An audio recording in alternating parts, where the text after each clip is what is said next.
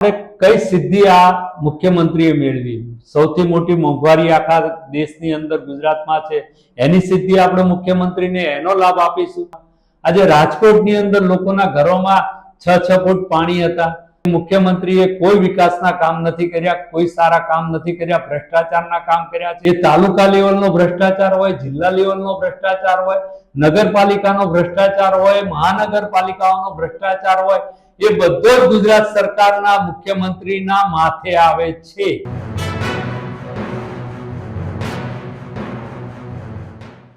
નમસ્કાર દર્શક મિત્રો, હું છું કલ્પેશ ચાવડા. પંચાયત ટીવીમાં આપનું સ્વાગત છે. આજે ફરીવાર આપણી સાથે અમદાવાદ પૂર્વના પ્રશ્નોને લઈને દિલસુખભાઈ જોડાઈ ગયા છે. દિલસુખભાઈ, તમારો ખૂબ ખૂબ આભાર અમારી ચેનલમાં આવવા બદલ. તમારું સ્વાગત છે. સરસ, આભાર. દિલસુખભાઈ, જો વાત કરવામાં આવે અમદાવાદ પૂર્વની, તો હાલમાં બાપુનગરની જે રંજન હાઈસ્કૂલ છે તેને બંધ કરવાનો નિર્ણય કરવામાં આવ્યો છે.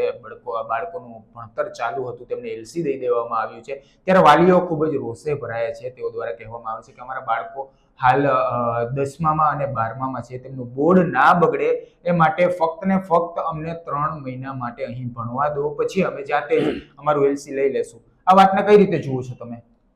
આ એટલા માટે કે જ્યાં બાળકોના ભવિષ્યની વાત થતી હોય ને, તો સરકાર અને દરેકે ચિંતા કરવી જોઈએ.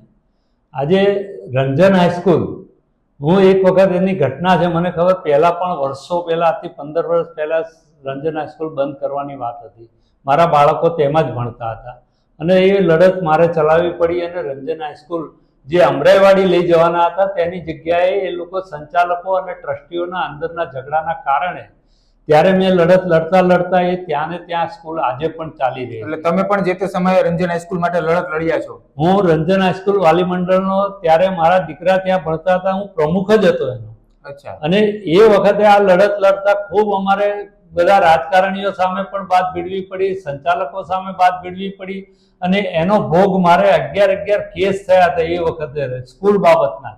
સ્કૂલ બાબતના, માત્ર સ્કૂલ બાબતના તમારા પર 11 કેસ થયા. એમાં જ્યારે કોઈ રાજકારણી અંદર ખોટી રીતે આવીને પ્રવેશ મેળવી લેવાની વાત કરતો હોય, તો અમે લોકો બાળકોને ઉભા કરીએ, અને બાળકો જઈને એની હુલ્લા બોલાવે, હલ્લાબોલ થાય, તો એમાં તરત પોલીસની ગાડીઓ આવી જાય અને એ ફરિયાદ નાની મોટી મારી ઉપર કરવામાં આવતી હતી.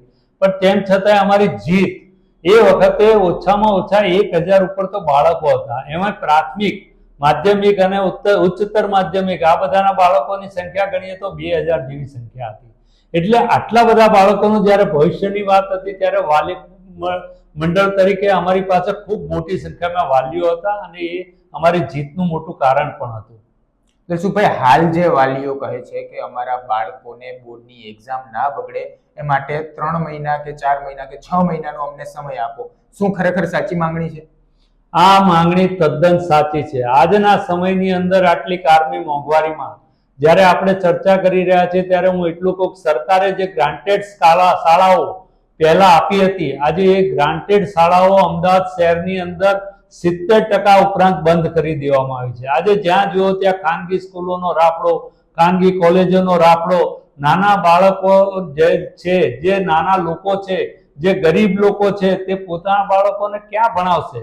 એના માટેની આ જે ગ્રાન્ટેડ શાળાઓ હતી, એ શાળાઓ બંધ ન થાય, તેના માટે આ મારી તો માંગણી છે કે આ બાળકોનું ભવિષ્ય સરકાર આમાં પોતે ધ્યાન આપે, કે આ બાળકોનું ભવિષ્ય ન બગડે. એમાં ખાસ કરીને જે નાની બાળકીઓ ભણી રહી છે, ઉચ્ચતર માધ્યમિકમાં જે બાળકીઓ ભણી રહી છે અને પોતાનું ભવિષ્ય બનાવવા માંગે છે, તેના માટે સરકારે 3 મહિનાની વાત ઘણા બધા વાલીઓએ માંગી છે. પણ હું તો એમ કહું છું કે આ સદંતર ચાલુ રહેવી જોઈએ, ગ્રાન્ટેડ શાળા બંધ ન થવી જોઈએ.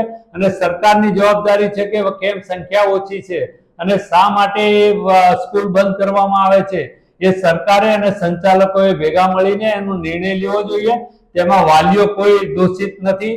એને વાલીઓ તો જે રીતે એનું સંચાલન કરવું પડતું હોય, જે બાળકોને ભણાવવા એમાં એમની આશાઓ હોય, એ તો પૂરી કરવા માટે એમાં મુકતા જ હોય છે. એટલે ખાસ કરીને મારી માંગણી છે કે આ શાળા બંધ ન થવી જોઈએ. અને અત્યારે હાલ પૂરતી માંગણી છે કે ત્યાં સુધી તો પહેલા ચલાવી દો, પછી આપણે આગળ વાલીઓ અને સરકાર અને બધા નિર્ણય કરશો તો ગમશે, પણ અત્યારે તો આ સ્કૂલ ચાલુ રહેવી જ જોઈએ. બિલકુલ દિલસુખભાઈ, વાત કરવામાં આવે તો હમણાં જ અમદાવાદની અંદર, એટલે ટૂંક સમયની અંદર વડાપ્રધાન નરેન્દ્ર મોદી પહોંચવાના છે. વડાપ્રધાન નરેન્દ્ર મોદી છે તે અમદાવાદની મુલાકાત લેવાના છે, ત્યારે તેમનો કાર્યક્રમ છે તે જીઆઈડીસી ગ્રાઉન્ડ ખાતે ગોઠવવામાં આવ્યો છે. જીઆઈડીસી ગ્રાઉન્ડ ખાતે અત્યારે તમે જોવો તો નવા રસ્તાઓ બની ગયા છે, રંગરોગાણ કરી દેવામાં આવ્યું છે.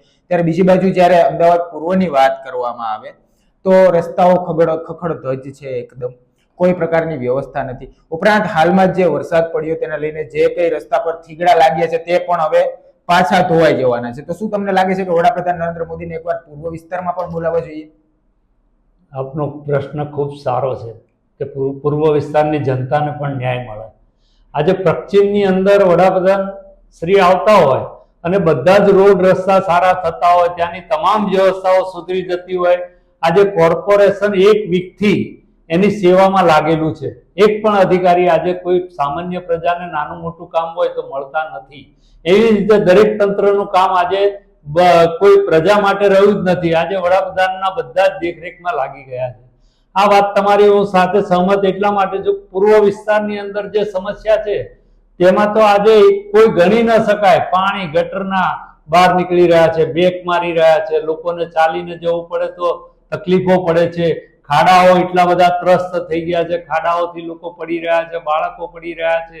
છતાં આ વિસ્તારની અંદર અમે પોતે પ્રધાનમંત્રીની માંગ કરી રહ્યા છીએ કે એવો કોઈ સભા કરવા આવે તો અમારા ભાગ ખુલી જાય અને આ વિસ્તારની, અમદાવાદ પૂર્વના વિસ્તારની પ્રજાના ભાગ ખુલી જાય. કેમ કે આ અધિકારીઓ અને આ રાજકારણીઓ તો જ નાના મોટા કામ કરે છે, બાકી અહીંયા તો કોઈ કામ કરતું જ નથી. મત મોદીના નામે મળે છે, એને કોઈ અહીંયા કોઈ પ્રતિનિધિઓને ઓળખતું જ નથી. એના કારણે અમારી તો માંગણી છે કે અહીંયા આવવા જોઈએ અને એનો લાભ પણ પૂર્વ વિસ્તારને આપવો જોઈએ. પણ હું સ્પષ્ટ કહેવા માંગુ છું કે પ્રધાનમંત્રી આ વિસ્તારમાં નહીં આવે, કેમ કે એ બહુ વર્ષો પહેલા બોલીને ગયા હતા કે મારે પશ્ચિમ અને પૂર્વનો ભેદ મટાડવો છે. ક્યાં આ વાત ગઈ? આજે પશ્ચિમનો ભેદ અને પૂર્વનો ભેદ તો એવો ને એવો જ છે. આજે પૂર્વની અંદર કોઈ સુવિધા નથી, પશ્ચિમના બધું જ મળી રહ્યું છે, અહીંયા કશું જ નહીં. અહીંયા તો આજે બે ભેદ મટાડવા માટે જ્યારે આ વાત થાય ને, આજે ખારીકટ કેનાલની દશા જુઓ અને એની આજુબાજુ રહેતા લોકોની દશા જુઓ. આજે ત્યાં બીમારીઓ કેવડી મોટી થઈ છે એની દશા જુઓ, એના રોડ રસ્તાઓની દશા જુઓ. તો આજે આજથી 20 વર્ષ પહેલા જે મોદી સાહેબ બોલતા હતા ને, એ બધું આજે પૂર્વમાં આવીને એને પોતાનું બોલી પણ નહીં શકે. એટલે અમારી તો આ વાત એટલી જ છે કે ભેદ છે એ મિટાડવા માટે પણ જો આવે પ્રધાનમંત્રી તો અમને ગમશે. દિલસુખભાઈ, મુખ્યમંત્રીના હાલમાં જ ગુજરાતની અંદર મુખ્યમંત્રી તરીકેના 3 વર્ષ પૂરા થયા છે. ભાજપ સરકાર અને અનેક ચેનલો, ટીવી ચેનલો હોય કે ન્યૂઝપેપરો હોય તે છાપી રહ્યું છે કે ભૂપેન્દ્રભાઈ પટેલે ગુજરાતની અંદર 3 વર્ષ છે તે સફળતાપૂર્વક પૂરા કર્યા છે. ભાજપની સરકાર એક બાજુ એવું કહે છે કે અમે વિકાસ કરીએ છીએ, અમે સતત લોકોનું સાંભળીએ છીએ, જનતાનો અવાજ બનીએ છીએ, ત્યારે બીજી બાજુ ગુજરાતની અંદર જે મોંઘવારીનો દર છે તે સતત ને સતત વધતો જાય છે. હાલમાં જ એક નવો રિપોર્ટ બહાર આવ્યો છે જેમાં કહેવામાં આવ્યું છે કે ભારતની અંદર જો સૌથી મોંઘું રાજ્ય હોય તો તે ગુજરાત છે. શું કહેશો આ મુદ્દે? આ મુદ્દે હું ગુજરાતના મુખ્યમંત્રીના 3 વર્ષની અત્યારે આ લોકો ગાથા ગાય છે, એવું જ અગાઉના 7 વર્ષની પણ મુખ્યમંત્રીની ગાથા ગાયતી, એની પહેલા પણ બધા મુખ્યમંત્રીઓની ગાથા કહેતી. અને આ મૃદુ અને બધા શબ્દો લઈ આવે મુખ્યમંત્રી માટે, બહુ આવા સારા છે. પણ વાસ્તવિકતા ઉપર જઈએ તો આપણે કઈ સિદ્ધિ આ મુખ્યમંત્રીએ મેળવી? સૌથી મોટી મોંઘવારી આખા દેશની અંદર ગુજરાતમાં છે, એની સિદ્ધિ આપણે મુખ્યમંત્રીને એનો લાભ આપીશું? સૌથી વધારે જે મોંઘવારી છે એનો લાભ તો આ મુખ્યમંત્રી લેવા માંગતા નથી. તો પછી આ જે અમદાવાદ નહીં પણ આખા ગુજરાતના મેટ્રો સિટી કહેવાતા હોય કે એને સ્માર્ટ સિટી ગણતા હો કે એને મોટા સિટી ગણતા હો, તો એની અંદર જે આજે મુશ્કેલીઓ, મગરો લોકોના ઘરમાં ઘૂસી ગયા બરોડામાં, આજે રાજકોટની અંદર લોકોના ઘરોમાં 6 ફૂટ પાણી હતા. તો આ બધી વાતોની આપણે મુખ્યમંત્રીને ખૂબ અભિનંદન આપીશું. આપણે મુખ્યમંત્રીને અભિનંદન એટલા માટે આપીશું આ 3 વર્ષની સફળતાના કે આજે ક્રાઇમ રેટ ગુજરાતનો યુપી ને બિહારની સાથે વધી રહ્યો છે. આજે બિહારમાં જાઓ ને તો ક્રાઇમ રેટ ગુજરાત કરતા ઓછો છે, યુપી ના જાઓ ને તો આજે ગુજરાત એના કરતા 3જા નંબરે છે. તો આજે આપણે ક્યાં બાકી રહ્યું? તો આ મુખ્યમંત્રીની સફળતાની વાત કરીએ તો કયા મોઢે આપણે આ મુખ્યમંત્રીને આટલા બધા વખાણે ચડ્યા હોય અને સફળતા કહી? અરે જ્યારે કોઈ મુખ્યમંત્રી સફળતા ત્યારે મળી કહેવાય કે એને કોઈ નવા વિકાસના કામો કર્યા હોય. આજે નથી અહીંયા કોઈ સરકારી શાળાઓ બનાવતા, નથી કોઈ સરકારી કોલેજો બનાવતા, નથી કોઈ સરકારી દવાખાનાઓ બનાવતા, નથી કોઈ સરકારી સવલતો સારી એવી આપી શકતા. અમારા પૂર્વ વિસ્તારની અંદર ગણો તો આજે જે ગ્રાઉન્ડ હતા એ પણ ગ્રાઉન્ડ રહેવા નથી દીધા, અને એ બાળકો આજે ક્રિકેટ બોક્સ જ્યાં બનતા હોય ત્યાં 1000 રૂપિયા ભરીને કોણ 1 કલાક આટો રમવા જશે? આજે અમે તો આ મુખ્યમંત્રીને કઈ સિદ્ધિઓમાં ગણીશું કે અમારા વિસ્તારોના બાળકોને અત્યારે રમવા માટે મેદાન નથી, ભણવા માટે વાંચનાલય નથી, તો અમારે એના વખાણ કરવા માટે સારા ગાર્ડનો નથી. અમારી પાસે તો એવું દેખાતું નથી વિકાસનું કામ જેનાથી અમે મુખ્યમંત્રીના વખાણ કરી શકીએ. આ ભારતીય જનતા પાર્ટી જે પણ એના પ્રચારકો હોય એ બધું સારું બોલી શકતા હોય, પણ વાસ્તવિકતામાં ખાડામાં ચાલતા લોકોને પૂછી જુઓ, ગટરના પાણીમાંથી ચાલતા લોકોને પૂછી જુઓ, રોડ નથી બનતા તે લોકોને પૂછી જુઓ, જે લોકોને 17 વર્ષથી અમદાવાદની અંદર કોર્પોરેશનમાં સમાવેશ થયો છે અને પીવાનું પાણી નથી પહોંચાડી શક્યા તેના લોકોને પૂછી જુઓ કે આ મુખ્યમંત્રીએ કઈ સિદ્ધિ આપણને મેળવી આપી છે. તો આમના માટે હું એટલું જ કહીશ કે મુખ્યમંત્રી માટે એટલી જ સિદ્ધિ અને વિકાસની વાતો થઈ શકે કે આજે ગરીબ માણસ છે એ ગરીબ થતો જાય છે, અમીર છે એ અમીર થતો જાય છે, ઉદ્યોગપતિની સરકાર છે, ગરીબોની સરકાર નથી. એટલે મુખ્યમંત્રી જે પણ તમારે ગણવા હોય એની સિદ્ધિમાં તો હું એટલું જ કહીશ કે મુખ્યમંત્રી હવે જો સાચી સિદ્ધિ એની કરી બતાવી હોય તો આજથી જ ગરીબો માટે કામ કરવા લાગી જાય અને લોકોને સારી યોજનાઓ આપે, લોકોને ગ્રાન્ટેડ સ્કૂલો બંધ ન કરે. આજે ગ્રાન્ટેડ સ્કૂલો ચાલુ રાખે તો અમે માનીશું કે આ મુખ્યમંત્રીની સિદ્ધિ છે. આજે રંજન હાઈસ્કૂલ ઉપર જ મુખ્યમંત્રી માટે આપણા ટીવીના માધ્યમથી આપના ન્યૂઝ ચેનલ મારફતથી હું વાત પહોંચાડવા માંગુ છું કે રંજન સ્કૂલના બંધ ન કરે તો મુખ્યમંત્રી એમ કહી શકાય કે એ સારું કામ કરી રહ્યા છે. તો આજે મારી વાત એટલા માટે આ મૂકું છું કે મુખ્યમંત્રીએ કોઈ વિકાસના કામ નથી કર્યા, કોઈ સારા કામ નથી કર્યા, ભ્રષ્ટાચારના કામ કર્યા છે. જ્યાં પુલો બનાવ્યા છે ત્યાં પુલો તૂટી ગયા છે, પુલા તૂટ્યા પછી એ પુલો તોડવાના પણ કોન્ટ્રાક્ટ મોટા રૂપિયાના આપવાના છે, કરોડો રૂપિયાના. એવી રીતે રોડ રસ્તાઓ જ્યાં બનાવ્યા હતા વર્ષ પહેલા એ તૂટી ગયા છે, એના કરોડોના ભ્રષ્ટાચારના રૂપિયા લોકોની પ્રજાના પૈસાના આપવાના છે. અને એ ભ્રષ્ટાચારના બધા જ જે દેખરેખ કરતા કે આપણા રખેવાળ હોય ને તો એ મુખ્યમંત્રીની જવાબદારીમાં આવે છે. એ તાલુકા લેવલનો ભ્રષ્ટાચાર હોય, જિલ્લા લેવલનો ભ્રષ્ટાચાર હોય, નગરપાલિકાનો ભ્રષ્ટાચાર હોય, મહાનગરપાલિકાઓનો ભ્રષ્ટાચાર હોય, એ બધો જ ગુજરાત સરકારના મુખ્યમંત્રીના માથે આવે છે.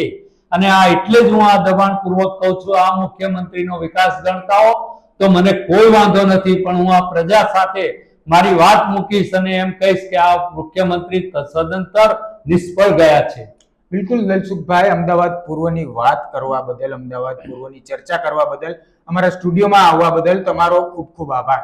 આવા જ આપણે સમાચારો અને અહેવાલો પ્રગટ કરતા રહેશું. જો તમને અમારા અહેવાલો પસંદ આવતા હોય તો અમારી ન્યૂઝ ચેનલ સાથે જોડાયેલા રહેજો. નમસ્કાર.